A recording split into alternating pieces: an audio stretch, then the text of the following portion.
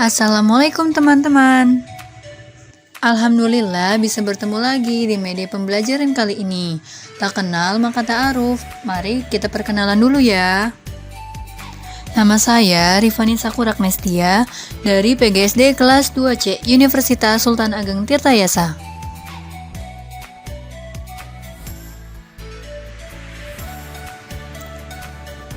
Apakah sudah siap untuk memulai pelajaran?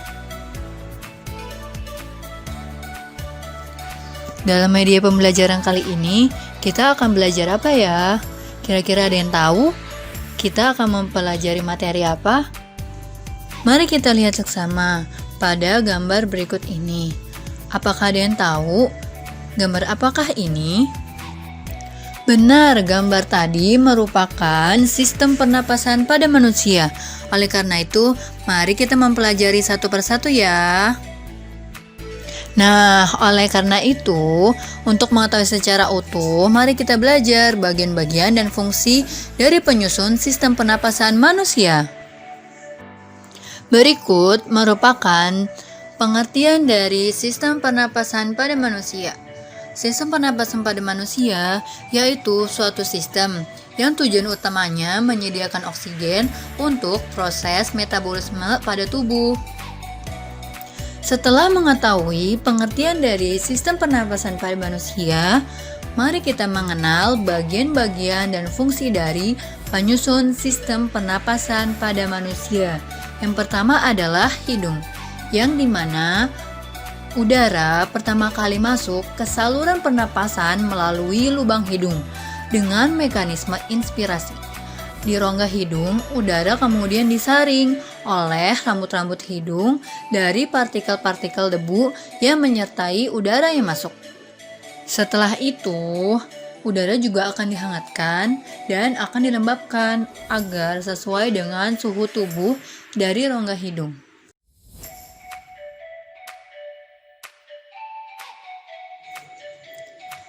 Lalu, udara selanjutnya mengarah ke faring, yaitu persilangan tempat jalur udara dan makanan bertemu.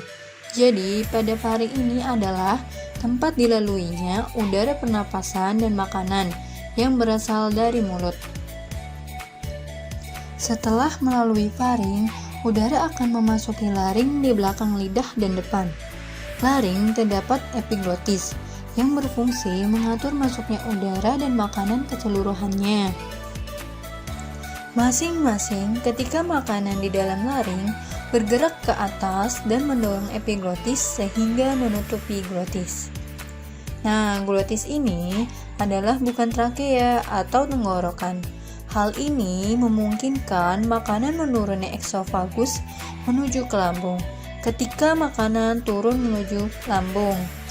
Nah, glotis ini terbuka sehingga memungkinkan udara pernapasan masuk ke laring yang merupakan bagian atas dari saluran pernapasan. Nah, di laring juga terdapat kotak suara yang dihembuskan dari dalam keluar mengalir cepat melalui pita suara, yaitu sepanjang pita otot elastis di dalam laring, suara dihasilkan ketika otot-otot di dalam kotak suara menegang atau kontraksi, yang kemudian merentangkan pita suara sehingga bervibrasi atau bergetar. Suara tinggi dihasilkan dari pita-pita yang terentang erat, yang bervibrasi sangat cepat, sedangkan suara rendah berasal dari pita suara yang tidak begitu tegang dan bervibrasi secara lambat. Dari laring, udara masuk ke dalam trakea. Di dinding trakea ini terdapat kartilago atau tulang rawan yang memperkokoh trakea sehingga saluran ini akan tetap terbuka. Selain itu, terdapat epitelium yang melapisi trakea hingga bronkus. Epitelium ini ditutupi oleh silia pada permukaannya dan selapis mukus atau cairan lendir yang tipis, namun ini berfungsi untuk menangkap debu dan kontaminan-kontaminan kecil lainnya yang lolos dari rongga hidung.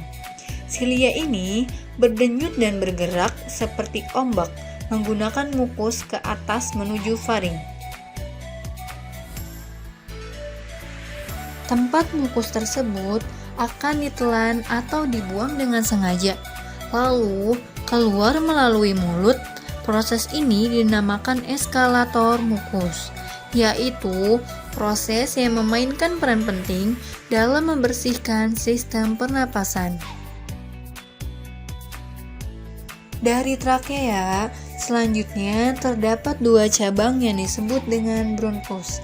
Bronkus ini masing-masing mengarah ke salah satu dari paru-paru.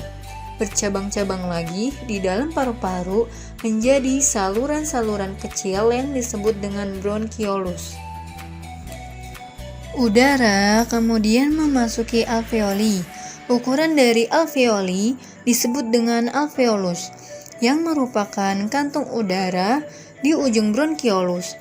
Oksigen dari udara yang memasuki alveoli akan terlarut di dalam selaput lembab yang melapisi permukaan dalam alveoli dan kemudian akan berdifusi dengan cepat melintasi epitelium ke dalam kapiler darah yang mengelilingi setiap alveoli.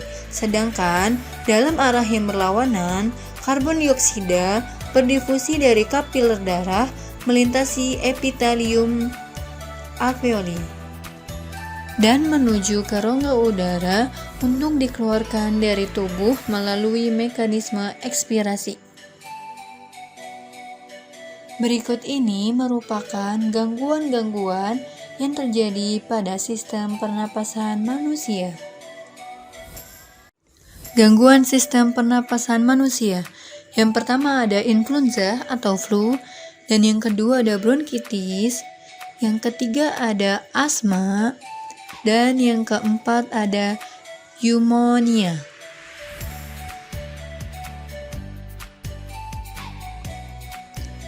Cara menjaga kesehatan sistem pernapasan.